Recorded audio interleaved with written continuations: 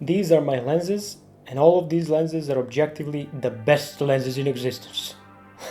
All jokes aside, I've been using these lenses for many years, and the only thing that has been changing are my cameras. First I started with Canon 550D. I had Panasonic GH4, GH5, I had a couple of Sony full-frame mirrorless cameras. Of course I bought a Blackmagic camera as soon as they introduced B-RAW recording, and I even rented a couple of Red, Kinefinity and ARRI cameras, and with time I became acutely aware of the fact that the contemporary modern glass is objectively better than these old lenses. They are sharper all across the board, they have less optical imperfections such as chromatic aberration, purple fringing, strong flaring, color shifts, but I do have some valid reasons for sticking with these. First being the price. All of these lenses combined cost merely but a fraction of the price of a modern Sony G lens. Also you can use their flaws to your advantage. Swirly bokeh, unique flares, softness and bloomy highlights. People nowadays use Black Mist Pro filters to soften up the image of the modern lenses, and you have that integrated within these. Manual focus is a blessing in disguise. It is difficult when you start, you miss the autofocusing aspect of it all, but as with any other skill, once you do it enough, you get good at it, you start getting some consistent focus pulls in, and you start loving it in a way. And the last reason for me preferring these lenses is the maintenance side of it all. If you are at least a bit patient and have a couple of tools laying around, you can open them, mount them, maintain, fix, repair, everything by yourself. There's plenty of material on the internet, tutorials on YouTube on how to open even zoom lenses, primes, wide angles. You can fix, change, you can fix. It's the best, it's simply the best. I like these lenses, what the f. Okay, so the first lens I ever got was the Helios 58mm f2.0. This lens introduced me to the infamous world of bokeh, and the first lens that I ever had before it was a kit lens and I had no idea what I was doing. So the manual aspect of using this lens helped me learn the basics of cinematography and photography. Also, this lens is reasonably sharp even by today's standards, and I kept it to this day because of the swirly bokeh. Next up we have Revuenon 500mm f8. This is an old mirror lens design, fixed aperture at f8, it's reasonably sharp, it has goofy donut bokeh, and it's always in my backpack. I use it mainly for filming wildlife, B-roll, and it can be a bit difficult due to the manual focusing nature of it, but you get the hang of it soon enough. It's great on full frame, but it's even better when used on micro four thirds sensors due to the reach it gives you. Revuenon 50mm f1.4. This lens is great wide open, great bokeh, but it has a few flaws. On bright sunny days, it does exhibit a bit of purple fringing, which can be solved by merely stopping down one stop. I've tried many nifty 50s, including Takumars, Minoltas, Carl Zeiss lenses, but I've kept this one. Why?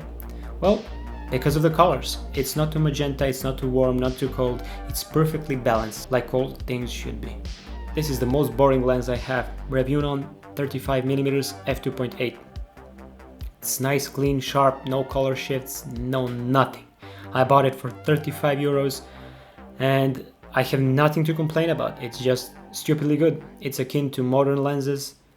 I use it all the time. It's lightweight, small, pancake-ish. Yep, it's the best. Tamron 19mm f2.5. It is a bit soft wide open, but when you stop it down to f4 or f5.6, it cleans right up. This is a great macro lens, but to get the most out of it, you do need some macro tubes. The ones I'm using are 3D printed ones, believe it or not, but the lens itself, it's not too heavy, so there is no problem using these. So these two are my favorite lenses ever. Kiron 24mm and Kiron 28mm, both at f2.0. They are great lenses, a bit soft wide open and soft all through the range, but they're soft in a nice way, similar to when using diffuse filters such as Black Mist or Tiffin to dampen the sharpness of modern glass. They are very unique, and the only thing that makes me sad is the fact that Kiron never made any other primes such as 35, 85, 50, I would have bought all of them. This is my main camera, Sony FX3. It's a full frame camera with great battery life, great handling. The battery lasts for 2.5 hours if you're using OEM ones. The battery life can be extended by using a power bank. It does support trickle charging via USB-C. Dynamic range is insane. 4K 120 is irresistible, even though it introduces a slight crop of 1.1 times. There are two issues with this camera. The first issue being the codec. It's heavy taxing on the CPU. It's a nightmare to edit, and you simply have to use proxies if you're doing anything serious. The other issue is the built-in screen. It's unusable during bright sunny days, and because of the built-in screen issue, I bought the X Monitor app. It has all kinds of scopes, false color, LUT previews, focus peaking, everything imaginable. The only drawback being the delay of the video signal of around maybe 100 milliseconds. Olympus E-PL9. This little camera is great. It's like a mini GH5 without 4K 60 and 10-bit recording. It has IBIS, great battery life, and when paired with Wheeltrock's speed booster, you can get its crop factor down to 1.34 times. Now, it does not come with an internal log profile, but you can make your own in camera. Reduce the sharpness, contrast and saturation, and of course, fiddle with the curve settings. The resulting dynamic range you can get out of this camera is nothing short of amazing. Olympus E-PL1. This is one of the first mirrorless cameras ever, and the reason I bought it is nothing poetic. I bought it because it was cheap and I needed a guinea pig to experiment with infrared conversion. The experiment was successful. I disassembled the camera, opened up the filter stack, removed the infrared cut filter and replaced it with a neutral glass filter. Then I reassembled the camera and voila, it was working. This infrared conversion actually rejuvenated my passion for photography.